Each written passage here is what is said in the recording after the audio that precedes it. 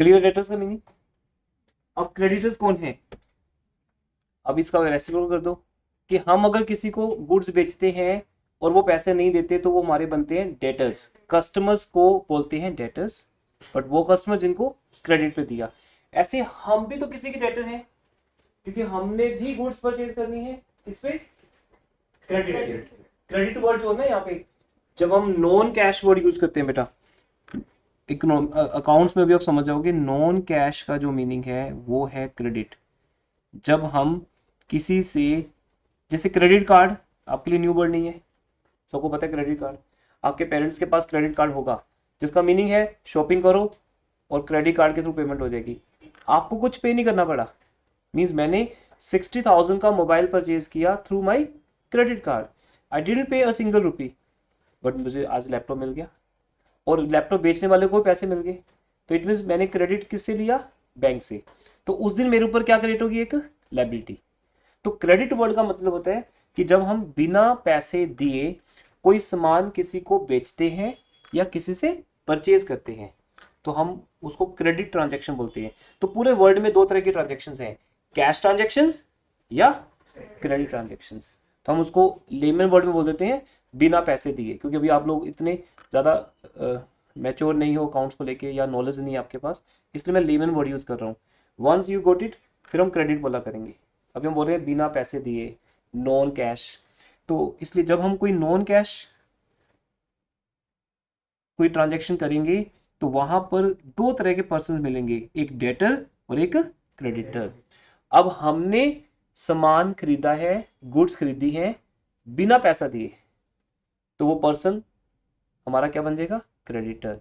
तो creditor basically suppliers को बोलते हैं, किनको बोलते हैं, सप्लायर्स। सप्लायर्स मीन जहां से हमें गुड्स आती हैं, जो सामान हम बेचते हैं हमें भी तो कहीं से आता होगा। अब या तो आप बनाते हो, दो चीज हो सकती है, या तो आप गुड्स बनाते हो, जैसे बेकरी है तो बेकरी प्रोडक्ट्स में वो बेकरी में खुद बनते हैं, बिस्किट्स या पैटीज वो खुद बनाते हैं, तो बेकरीज में वो मैन्युफैक्चरिंग करते हैं, वो परचेज नहीं करते। बट बेकरी शॉप पे आपको हल्दीराम का नमकीन भी मिलेगा, तो क्या वो खुद बनाते हैं, नहीं। तो वो जितने भी ऐसी चीजें हैं, चिप्स, कोल्ड ड्रिंक या नमकीन या दूसरे ब्रांडेड बिस्किट्स, वो जो बेचते हैं वो परचेज करते हैं। तो अगर वो बिना पैसे दिए परचेज कर रहे हैं तो इसका मतलब पैसे बाद में देंगे, अभी उनके ऊपर वो क्या बन जाएगी, एक लायबिलिटी। क्या बन जाएगी, लायबिलिटी। तो डेटर्स हमारी एसेट होते हैं और क्रेडिटर्स हमारी लायबिलिटी। ओके चलिए आगे नेक्स्ट। यहां तक ऑलमोस्ट आपको आता था, लेकिन ऑलवेज रहेगा, थोड़ा सा रिपीट होता है प्रीवियस लेक्चर, फिर हम आगे बढ़ते हैं, लिंक बन जाते हैं माइंड में। अब है एक्सपेंसेस। एक्सपेंसेस क्या होते हैं बेटा, किसको बोलते हैं एक्सपेंस, बोल सकते हो। बिजनेस में प्रॉफिट कमाने के लिए जो खर्चा होता है। गुड, बिजनेस में प्रॉफिट कमाने के लिए। प्रॉफिट किससे होगा, प्रॉफिट होगा रेवेन्यू से। किससे होगा, रेवेन्यू से। तो ऑलवेज ना आपको एक वर्ड मिलेगा रेवेन्यू। रेवेन्यू मींस बोले तो मेरी फीस, जो फीस आप मुझे दोगे वो मेरे लिए क्या बन जाएगा, रेवेन्यू। अब अगर मैं कोई प्रोडक्ट बेचता हूं तो उसके बदले में आप मुझे पैसा देते हो तो हम उसको बोलते हैं हमारे बिजनेस की सेल्स। तो revenue means whatever you get from the sale of product, आपको सर्विस देकर या आपको प्रोडक्ट बेचकर मुझे जो मिलेगा उसे बोलते हैं रेवेन्यू। तो रेवेन्यू कमाने के लिए एक्सपेंस भी करना पड़ता है ना। अब सपोज मुझे आज आपको टीच करने के लिए आना था, आज रियलिटी में क्या था कि गाड़ी में डीजल एम्प्टी था, मतलब डीजल था नहीं बिल्कुल भी, कल बहुत लेट हो गए यहाँ से जाते हुए इंस्टीट्यूट से। तो अब मैं आते हुए वहां पे रुका पेट्रोल पंप पे, डीजल फिल करवाया। अब डीजल मेरे लिए क्या बन गया, एक्सपेंस। थोड़ा सा वहां पे रश भी था संडे कारण। तो लेकिन अब दो चीजें रिकॉर्ड होंगी यहाँ पर, एक ट्रैफिक था, रश था, वहां मुझे 15 से 20 मिनट लग गए, राइट। वहां किसी का झगड़ा भी हो गया एकदम से किसी गाड़ी का पेट्रोल पंप वालों के साथ, वो 10 मिनट उसमें वेस्ट हो गए। अब क्या वो रिकॉर्ड होगा यहाँ पे, नो। मेरी क्लास तो लेट होगी 15 मिनट उस कारण से। अब मैं उनको थोड़ी समझा सकता हूँ कि मेरी क्लास है, मेरे आगे अगर 3 कार्स हैं, पहले तो उनको किया जाएगा, फिर अगर किसी को प्रॉब्लम है तो वो प्रॉब्लम क्रिएट कर रहा है, उसे नहीं मतलब कि हमारी इमरजेंसी है, किसी की क्लास है, किसी का एग्जाम है। क्या वो यहाँ रिकॉर्ड होगा? वो है तो इंस्टीट्यूट का मैटर। मेरे पेट्रोल पंप पे रुकने के कारण 15 मिनट्स में लेट हो जाता हूँ, लेकिन वो मनी मेजरमेंट नहीं है, नहीं है ना। लेकिन आज मैंने डीजल डलवाया 2000 का, ये रिकॉर्ड होगा। मैंने आते ही सर को बिल दे दिया कि सर ये बिल डाल दो इंस्टीट्यूट के खर्चों में। मेरा पर्सनल नहीं है वो, मैं पर्सनल ट्रिप पे नहीं जाऊँ कहीं घूमने, मैं इंस्टीट्यूट के लिए आ रहा हूँ। तो मेरे आने का पेट्रोल डीजल कौन पे करेगा? इंस्टीट्यूट। तो गाड़ी की रिपेयर कौन पे करेगी? इंस्टीट्यूट। लाइक दैट, ये इंस्टीट्यूट के क्या है? एक्सपेंसेस है। तो यहाँ सब समझिए बेटा, मुझे आपको अगर टीच करना है, उसको बोलते हैं रेवेन्यू जनरेटिंग ट्रांजैक्शन। क्या बोलते हैं? देखो जब मैं आपको टीच करूंगा तो ही तो आपसे फीस आएगी, तो लेकिन उसके लिए मुझे एक्सपेंसेस भी करने हैं। तो कुछ एक्सपेंस यहाँ पे ऑलरेडी होते ही हैं, every month we pay rent, salary, electricity, printing, stationery, है ना, फोन का बिल, इंटरनेट का बिल, या मैंने आपको आज का एग्जांपल दिया। इन सबको किए बिना हमें ये क्लासरूम ऐसे नहीं मिलेगा, मुझे पूरा सेटअप लगा लगाया नहीं मिलेगा, है ना। मेरे आने से पहले एम्प्लॉयज आ जाते हैं, वो मेरी क्लास को आपको मैनेज करते हैं। नहीं तो आप लोग नीचे खड़े होते बाई चांस, अगर वो नहीं आ पाते तो उनको उसके बदले में क्या देनी पड़ेगी? सैलरी। तो देखो हर चीज आपके लिए हो रही है, क्योंकि आप क्या हो? Revenue, customer, debtor. तो आपसे रेवेन्यू अर्न करने के लिए मैं जो जो भी खर्चे करूंगा वो सब क्या है? एक्सपेंसेस। इसलिए इन्होंने बहुत सही कहा, सही बोला कि प्रॉफिट कमाने के लिए। लेकिन प्रॉफिट तो बात की बात है, हो सकता है लॉस हो जाए, फिर भी जरूरी नहीं कि प्रॉफिट ही होगा, फिर भी लॉस भी हो सकता है। बट अभी फिलहाल हमारा पर्पज है रेवेन्यू अर्न करना। मेरा एक ही पर्पज है, बिजनेस में आकर आपको सर्विस देना या आपको प्रोडक्ट बेचना, उसके बदले में आप मुझे क्या दोगे? फीस दोगे। That is my revenue. उस रेवेन्यू के लिए मैंने क्या किए? एक्सपेंसेस। प्रॉफिट या लॉस इसका रिजल्ट है। रेवेन्यू में से जब हम एक्सपेंसेस को माइनस कर देंगे तो हमारे बिजनेस में या तो पॉजिटिव आंसर आएगा या नेगेटिव। पॉजिटिव है तो प्रॉफिट है, और नेगेटिव है तो लॉस है। तो ये सब वर्ड्स आपके लिए नए नहीं है, मतलब 10th क्लास तक भी आपको पता था। प्रॉफिट, लॉस, फायदा, नुकसान चलता रहता है बिजनेस में, है ना? अगर आप बिजनेस फैमिली से हो तो आपके घर में तो ये सब बातें रोज होती है। तो रेवेन्यू मतलब हमारे बिजनेस की सेल, और उसको करने के लिए हमारे बिजनेस के रूटीन एक्सपेंसेस। लेकिन ये जो वर्ड्स है बेटा दोनों, ये बड़े कमाल के वर्ड्स हैं। अब देखो रेवेन्यू, एक्सपेंस या इनकम, इन वर्ड्स को हर एक स्टूडेंट जानता तो है, बट बहुत अच्छे से डेडिकेटली इनकी नॉलेज नहीं रखता। हमें इसको बहुत डिटेल में समझना है। अब मैं आपको अपने नॉलेज के हिसाब से बताता हूँ। एक्सपेंसेस और इनकम दोनों एक जैसे वर्ड्स होते हैं। जैसे रेंट, रेंट एक्सपेंस भी और इनकम भी है। सपोज ये बिल्डिंग आपकी है और मैंने आपसे रेंट पे ले ली, तो रेंट कौन पे करेगा? मैं। I will pay rent to you. मैं कौन हूं? Business. Institute, Bansal commerce classes तुम्हें एक रेंट पे करेगी, तो रेंट मेरा क्या बन गया? आपका क्या बन गया? लेकिन रेंट तो रेंट ही अभी भी। आपकी बुक्स में भी रेंट ही लिखा जाएगा उसको, मेरी बुक्स में भी रेंट लिखा जाएगा, राइट। ऐसे ही कमीशन, अगर आप मुझे कोई सर्विस देते हो उसके बदले में मैं क्या देता हूँ आपको? कमीशन। जैसे ब्रोकरेज नहीं होती, अगर आप किसी डीलर को बोलते हो मेरे लिए कोई घर ढूंढ दो, तो वो आपसे क्या लेगा? कमीशन। कमीशन आपके लिए एक्सपेंस बन जाएगा और डीलर के लिए इनकम बन जाएगा। ऐसे सैलरी, मैं अपने एम्प्लॉयज को सैलरी देता हूँ, सैलरी मेरे लिए क्या है? एक्सपेंस, उनके लिए इनकम। ये जो दो वर्ड्स है ना बेटा, एक्सपेंस और इनकम, बेसिकली ये कुछ होते ही नहीं है, these are the fake words, क्योंकि ये कहीं दिखते नहीं है। क्या आपको दिख रहा है? सैलरी दिख रही है? सैलरी कहाँ है? सैलरी दिखती है? किस कलर की salary? Salary is just a word. आपने आज तक फीस पे की होगी, क्या आपने फीस को देखा कभी? नहीं। बताओ फीस कैसे दिखती है? कलर, शेप, कैसा है फीस? जैसे आप लोग दिख रहे हो मुझे, मैं दिख रहा हूं आपको, ये सब दिख रहा है। सबका एक फिजिकल एग्जिस्टेंस है, सबका एक कलर है, मेटल बॉडी, कुछ भी मटेरियल कुछ तो है ना। यू कैन से सर ये वुड है, आयरन है। लेकिन फीस, सैलरी, क्या इनका कुछ शेप है? नहीं। इट मींस ये कुछ होते ही नहीं। इनकम या एक्सपेंस इस बात पे डिसाइड होता है कि पैसे का इनफ्लो हो रहा है या आउटफ्लो।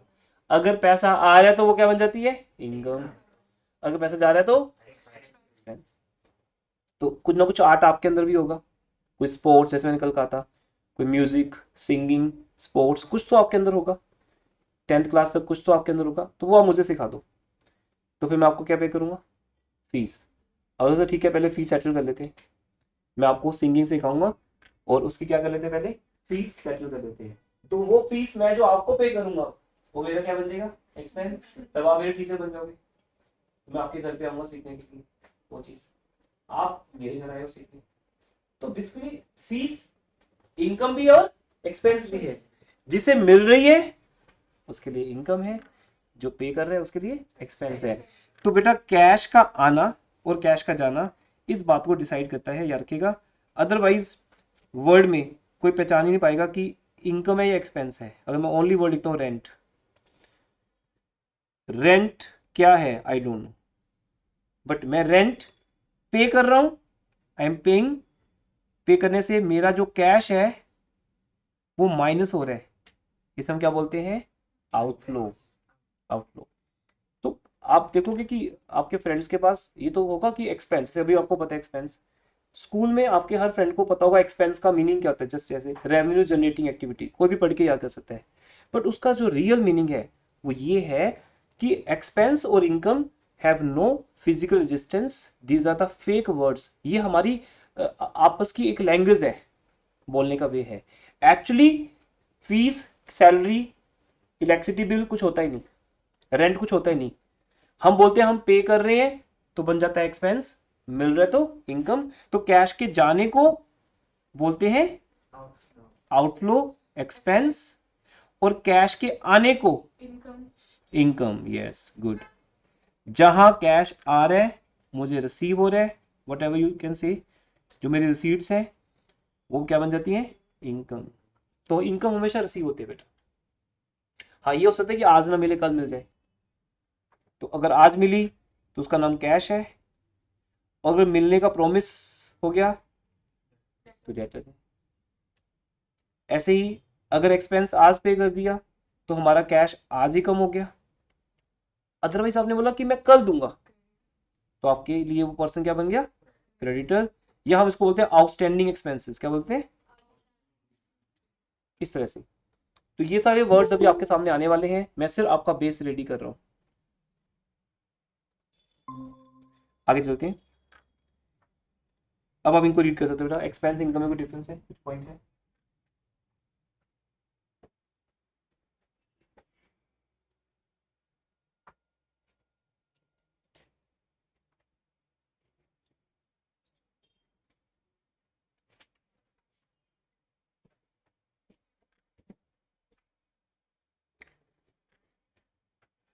कुछ वर्ड्स अगर आपको नहीं समझ आ रहे इसमें, rent, interest, commission,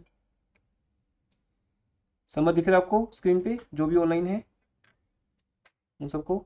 yes sir. ये brokerage fees, wages, salary, depreciation, printing stationery, कुछ वर्ड्स में नहीं हो सकते, जैसे डेप्रिसिएशन न्यू है आपके लिए। ये क्या होता है, जब हम अपनी एसेट्स को, वो एसेट्स जो फिक्स एसेट्स हैं जिनको हमने लॉन्ग टाइम के लिए परचेज किया है, उनकी वैल्यू हर साल क्या होती है, कम होती है। जैसे आपने एक 50,000 का लैपटॉप परचेज किया, एक साल के बाद उसकी वैल्यू क्या हो जाएगी, कम हो जाएगी, तो हम क्या बोलेंगे उसको, डेप्रिसिएशन। तो ये एक अलग से चैप्टर आएगा आपको, व्हाट इज डेप्रिसिएशन।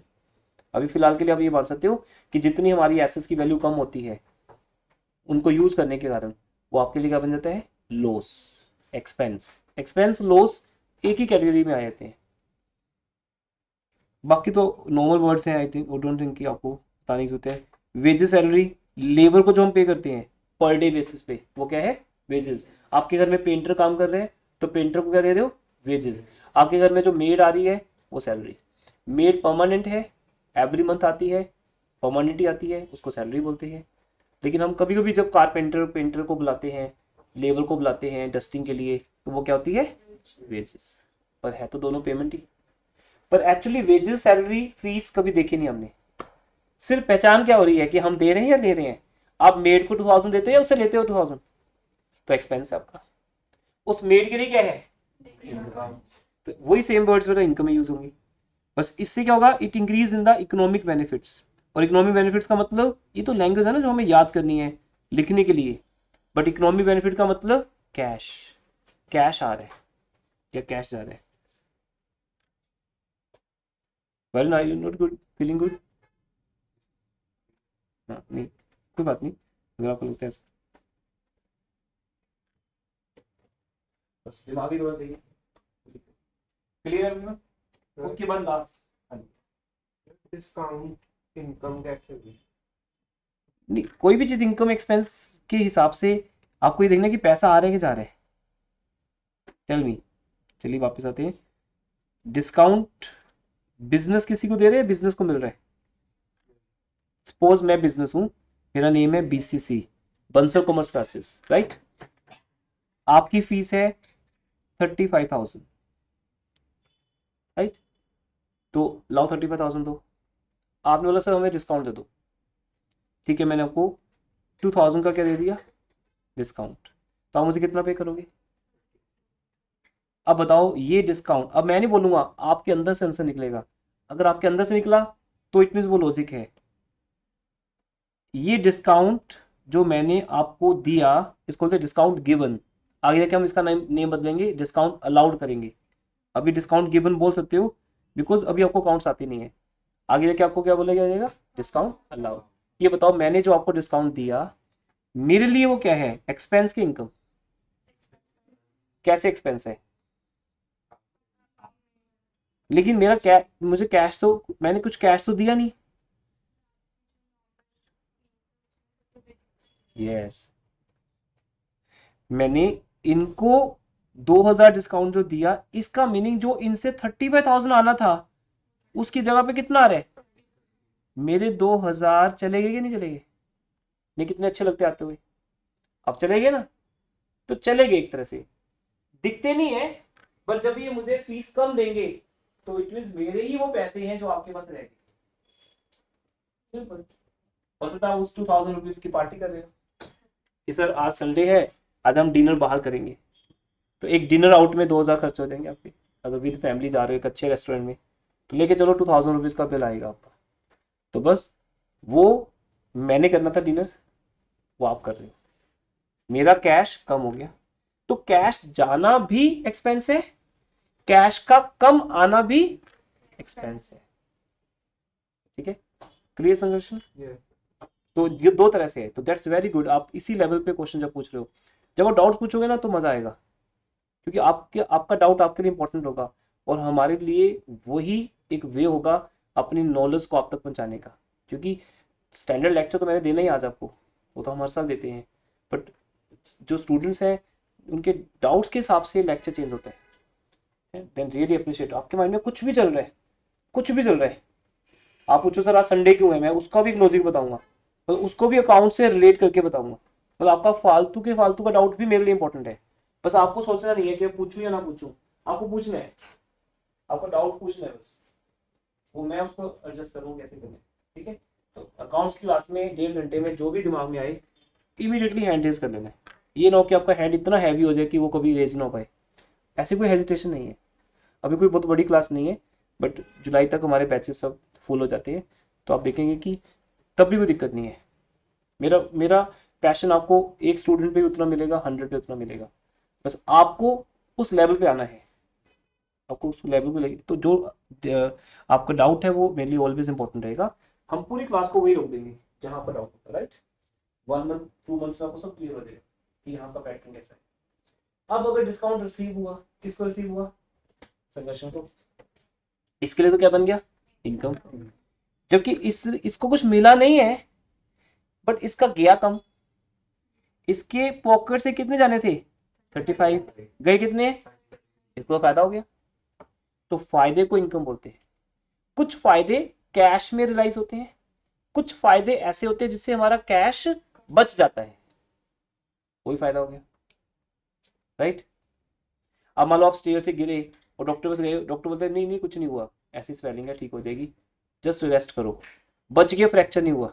बोलता अगर जरा सा यहाँ से यहाँ ज्यादा होता ना तो 3 महीने का फ्रैक्चर, और फ्रैक्चर पे खर्च आते 10,000। अब आज आपकी फैमिली को कितनी इनकम होगी, 10,000। और सर ये कैसे हो गया, हमारे गिरने से भी इनकम कैसे होगी, होगी बेटा। आप गिरे स्टाइल से ना बचा लिया आपने अपने आप को। अगर वो स्टाइल आपको नहीं आता होता तो आपके 10,000 खर्च होने ही होने थे। तो इसलिए एक्सपेंस का ना होना भी इनकम है। डिस्काउंट किसी को देना एक्सपेंस है, किसी से डिस्काउंट मिलना इनकम है। ये दो बहुत इंपॉर्टेंट वर्ड्स आपके लिए आगे बन जाएंगे। बहुत पजलिंग हुआ करेगी, टेक्निकल चीजें इसके ऊपर आया करेंगी। जीएसटी का पॉइंट जब आएगा तो और टेक्निकल हो जाएगा। डिस्काउंट आगे दो तरह से डिवाइड हो जाएगा, ट्रेड डिस्काउंट, कैट डिस्काउंट। खैर उस तरफ नहीं जाते हुए हम, वो बहुत बड़ी बड़ी चीजें हैं। अभी सिंपल डिस्काउंट वर्ड को समझते हैं कि डिस्काउंट एक्सपेंस भी और इनकम भी है। जिसे मिला उसकी इनकम और जिसने दिया एक्सपेंस। तो मैंने दिया तो मेरे लिए तो मेरी इनकम कम होगी, तो इनकम का कम होना भी क्या है, एक्सपेंस। इसी एक पॉजिटिव वर्ड है, एक नेगेटिव वर्ड है। इनकम अगर कम होगी तो उसका पॉजिटिव वर्ड क्या है, एक्सपेंस। Good it. बाकी अभी बहुत डिटेल में नहीं जाते हर चीज में। और कुछ आपके माइंड में आ रहा है? And last word is business transactions. उसके बाद न्यूमेरिकल स्टार्ट हो जाएगा हमारा, क्योंकि डबल एंट्री सिस्टम को फॉलो करेंगे हम उसमें। बिजनेस ट्रांजेक्शंस मैंने आपको जैसे अभी कुछ बातों बातों बताया कि कोई भी ऐसा बेटा हैपनिंग, ऐसा इवेंट, कुछ भी ऐसा होता है जिससे तीन चीजों के स्टेटस में डिफरेंस आता है, स्टेटस चेंज होता है। Assets, liability and capital. ये तीन वर्ड्स हमारे बिजनेस के बेसिक पिलर्स हैं बेटा। इन तीनों के आसपास ही हमारा बिजनेस घूमेगा। तो if anything happens in the business which changes the status of assets, liabilities and capital। जैसे आपने रेंट पे किया, रेंट तो कुछ होता है नहीं, एक्चुअली आपने क्या पे किया, कैश। ये हमारी आपस में बोलने की एक लैंग्वेज है कि मैंने रेंट दिया, सर मैंने आपको फीस दी, ठीक है। तो इसका मतलब एक्चुअली क्या हुआ, कम कैश। कैश हमारी क्या था, एसेट। तो रेंट पे करने से क्या होगा, कैश कम होगा, एसेट कम होगी। अगर मुझे आपसे रेंट मिला, आपने बोला सर क्या हम आपका क्लासरूम यूज कर सकते हैं 2 आवर्स के लिए? हम डेली आएंगे पढ़ने के लिए, नहीं ऐसे ही हम डेली आएंगे मॉर्निंग में 9 to 11 हमारा डमी स्कूल है, तो हमें स्कूल जाना नहीं होता, तो हम 10 से 12 2 घंटे आपका क्लासरूम यूज करेंगे, आपकी बुक्स यहाँ से लेके पढ़ेंगे। आप हमसे क्या चार्जेस लोगे? तो क्या वो ट्यूशन फीस है? वो क्या है, रेंट। आई कैन टेक, एक टीचर को यहाँ के पढ़ाना है, आई कैन टेक रेंट। अगर एक वो अच्छा टीचर है और मैं आपके लिए यहाँ ला सकता हूँ उसको, उससे हमारा एक सब्जेक्ट ऐड होता है, बट वो यहाँ फ्री में तो नहीं पढ़ाएगा ना। He will use my land, my furniture, my computer, projector, AC, electricity का बिल, सब कुछ आएगा ना। तो आई कैन से कि ओके आप आके पढ़ाओ बच्चों को, टीच करो, उनसे fees low, I doesn't have any, but मुझे कोई प्रॉब्लम नहीं है, but I will charge rent because ये सब कुछ मैंने भी तो पे करना है। तो आप फ्री में कैसे आ जाओगे? मैं आपके घर में फ्री में कैसे रह सकता हूँ? अगर ऐसा है तो फिर तो कोई भी किसी घर में रह सकता है, बट हम बोलते हैं नहीं अगर घर में रहना है तो क्या लगेगा, रेंट। तो इसका मतलब कुछ भी आता है या कुछ भी जाता है तो उससे हमारे इकोनॉमिक स्टेटस पे इफेक्ट आता है। तो जैसे ही आपकी फीस मुझे मिलती है मेरा कैश बैलेंस बढ़ जाता है, मेरी एसेट्स थोड़ी सी ज्यादा हो जाती है। अगर आप ज्वाइन नहीं करोगे तो मेरी एसेट्स उतनी इंक्रीज नहीं होंगी, कम होंगी, सिंपल। तो आपसे फीस आने से एक क्या बढ़ता है, एसेट्स, तो वो क्या बन गई, ट्रांजेक्शन। आपके यहाँ आने से, पढ़ने से कुछ नहीं होता। क्या वो रिकॉर्ड होगा बिजनेस में? नहीं। कि स्टूडेंट आ रहा है, पढ़ रहा है, उसको बहुत समझ आ रहा है, ही इज वेरी सेटिस्फाइड, उसका बहुत अच्छा रिजल्ट आ रहा है। तो सब चीजों से हमारे बिजनेस में ना तो एसेट्स बढ़ रही है, ना लायबिलिटी, ना कैपिटल। तो बिजनेस ट्रांजेक्शन कैसे लिखेंगे बेटा, बहुत सिंपल वर्ड से लिखे। एक्चुअली ये चैप्टर्स है आगे आके, मैंने उनमें से सिर्फ एक एक वर्ड निकाला है सिर्फ इंट्रो के लिए। जब डिटेल में पढ़ेंगे तो चैप्टर 2 बन जाएगा अकाउंटिंग टर्म्स। तो what is that, happening, happening of an event with someone which result a change in the composition of financial position। और फाइनेंशियल पोजीशन का मतलब ये तीन चीजें बेटा, आपकी एसेट्स, आपकी लायबिलिटीज और आपकी कैपिटल। यही आज का टॉपिक है। जब हम न्यूमेरिकल स्टार्ट करेंगे तो आप देखोगे कि इनमें इफेक्ट आता है। बाकी ट्रांजेक्शन लिखी हुई है, लोन ले रहे हैं, सैलरी पे कर रहे हैं, वो सब हमारी क्या है, बिजनेस ट्रांजेक्शन। इसके दो रूल्स हो गए, एक तो वो बिजनेस की हो, दूसरा उससे बिजनेस की किस पे इफेक्ट आए, फाइनेंशियल पोजीशन पे। और वो फाइनेंशियल पोजीशन क्या है? Assets, liabilities, capital. Got it? The last word before starting numerical part is double entry system. देखिए इतनी तैयारी की हमने न्यूमेरिकल स्टार्ट करने से पहले, 2 क्लासेस हुई हैं, आज 3rd है हमारी, और उसमें काफी वर्ड्स डिस्कस हो चुके हैं आपके साथ। Double entry system the most important thing for you, because basically पूरे वर्ल्ड में जहां भी अकाउंटिंग हो रही है, अकाउंटेंसी नहीं बोलते हम कभी, वो हमारे सब्जेक्ट का नेम है, हम सिर्फ उसकी ब्रांच को बोलते हैं। जहां जहां भी बेटा बुक कीपिंग और अकाउंटिंग हो रही है, उसको करने का एक ही तरीका है, डबल एंट्री सिस्टम। इसका मीनिंग क्या होता है, पहले मीनिंग समझते हैं। यहाँ देखिए बेटा, मैंने फर्स्ट डे आपको नोट्स दिए नहीं थे, ये आपका ध्यान नोट्स में रहता है। डबल एंट्री सिस्टम का मीनिंग है एक ट्रांजैक्शन को 2 बार रिकॉर्ड करना। वाई? बिकॉज एक तरफ अगर वो कैश है तो उस कैश के आने का एक रीजन भी तो है, तभी तो समझ आएगा कैश क्यों आया। मुझे आपसे 10,000 मिले, ये तो एक वर्ड हो गया, कैश 10,000। ये आपसे मुझे क्या मिला? चेक। ये आपके पेरेंट्स ने ऑनलाइन ट्रांसफर कर दी 10,000 की। अब ये 10,000 क्या है ये तो समझ नहीं आ रहा, तो हम लिखेंगे ये 10,000 क्या है? इनकम है। क्या है? इनकम है।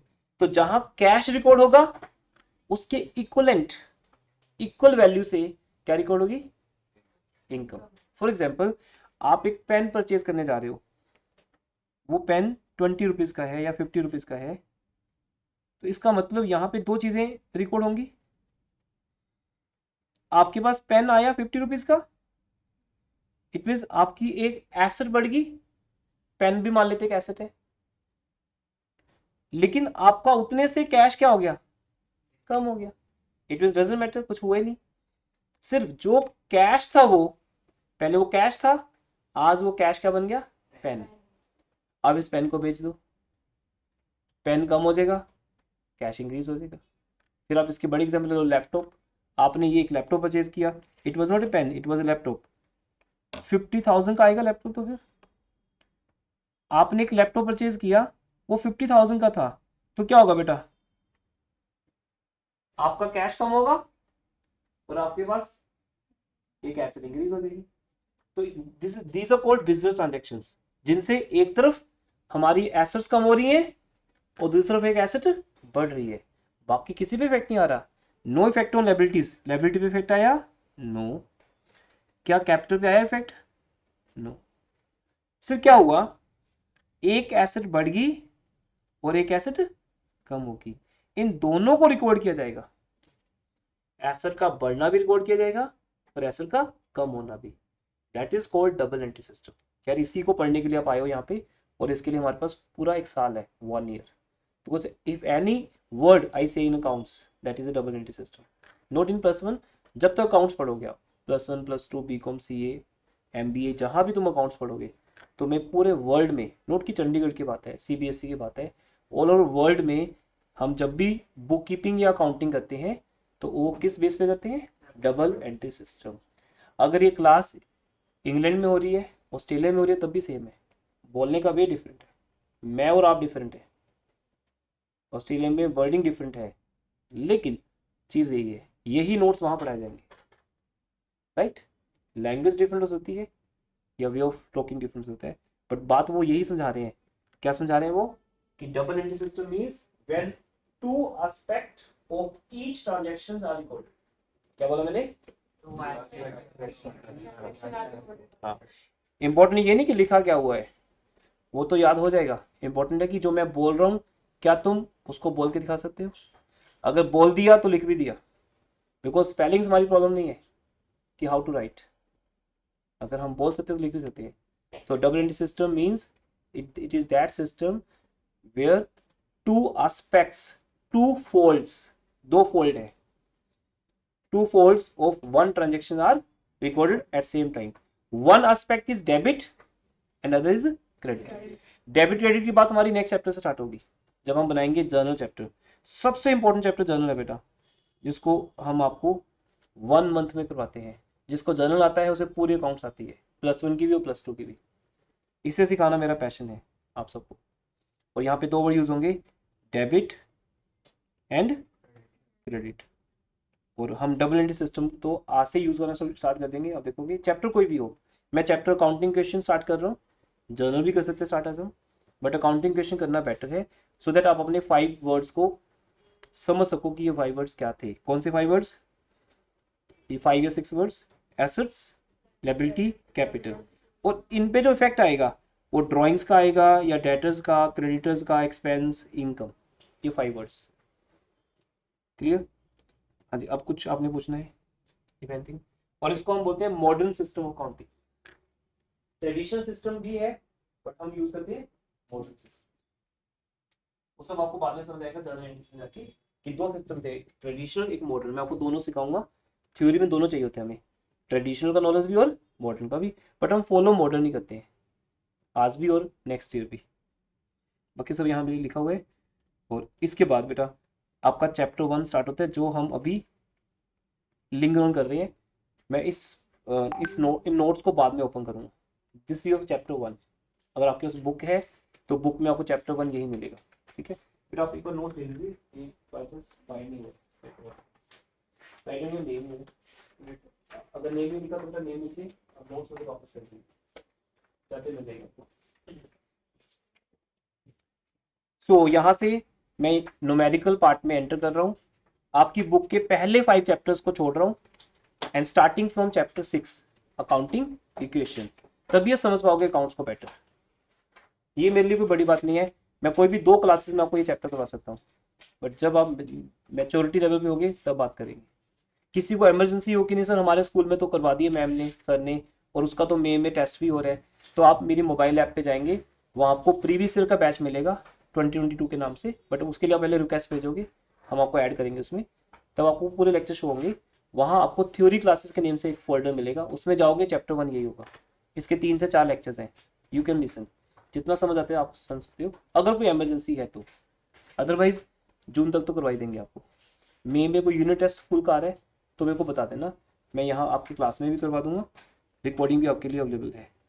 ये आपका चैप्टर 1 होता है, बुक कीपिंग का मीनिंग, अकाउंटिंग का मीनिंग, फिर डेबिट क्रेडिट का मीनिंग, उसके फिर आगे अकाउंट्स क्या होते हैं, देन फिर पर्पस ऑफ अकाउंटिंग जो मैंने आपको करवाया भी था, सॉरी प्रोसेस क्या है, ये सब कुछ अगर मैं आप स्टार्ट करूंगा सब आपके ऊपर से निकलेगा, क्लास बोरिंग हो जाएगी। देन ये चैप्टर आपका जो आपके स्कूल में पहले होगा, ऑब्जेक्टिव अकाउंटिंग जो मैंने उस दिन करवाए थे आपको, बुक कीपिंग अकाउंटिंग का difference, advantage book keeping accounting का, अकाउंटिंग की लिमिटेशंस। अब अकाउंटिंग में कौन कौन से लोग इंटरेस्टेड हैं? 2 तरह के यूजर्स होते हैं, एक इंटरनल और एक एक्सटर्नल। इंटरनल जैसे मैं हो गया ओनर या मेरी मैनेजमेंट होगी, हम लोग इंटरनल यूजर्स हैं, एम्प्लॉइज हो सकते हैं, एम्प्लॉइज भी सिक्योरिटी गार्ड नहीं, मेन एम्प्लॉइज है ना, वो वैसे मैनेजमेंट में आ जाते हैं।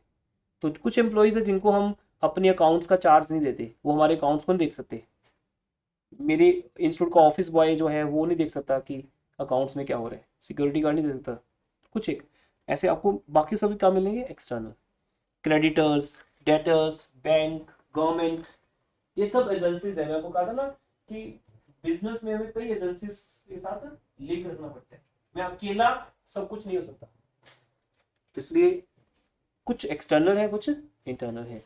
ये सब लोग हमारी अकाउंटिंग में इंटरेस्टेड हैं, सबका पर्पस डिफरेंट है। एम्प्लॉइज क्यों इंटरेस्टेड है?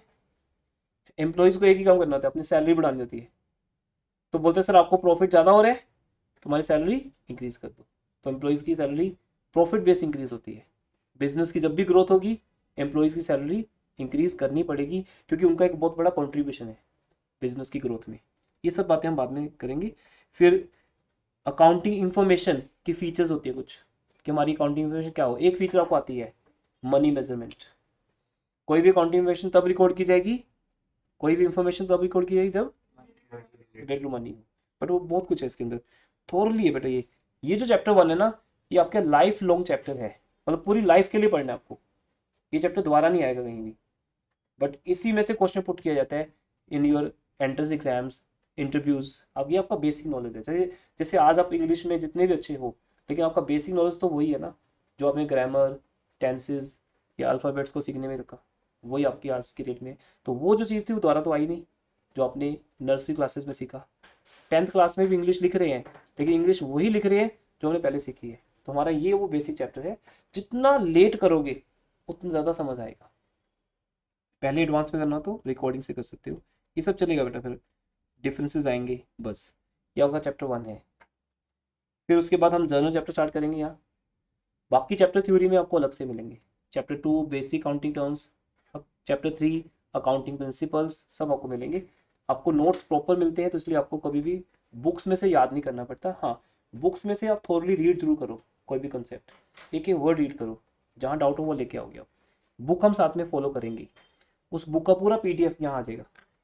जो भी आपकी बुक होगी डीके गोयल टीएस, उसका पीडीएफ यहाँ आ जाएगा। जब भी आपके डाउट्स होंगे हम उस पीडीएफ में से देंगे। थ्योरी उसमें से हम करवाएंगे एक बार, नोट्स आपको मिल ही जाएंगे। तो थोड़ी हार्ड वर्क होता है थ्योरी के ऊपर, क्योंकि यहीं से हम आपको स्ट्रॉन्ग करते हैं +1 में। तो इन सबको मैं बंद कर रहा हूँ। I am starting my accounting portion.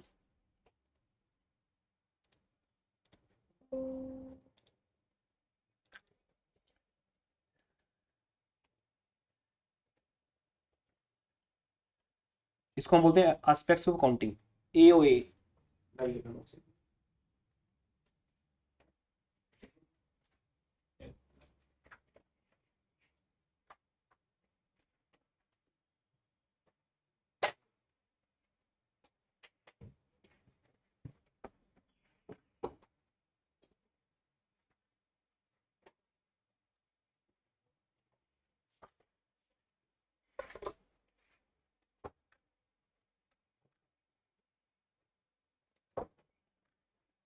सिर्फ नोट्स ले लीजिए चैप्टर 2।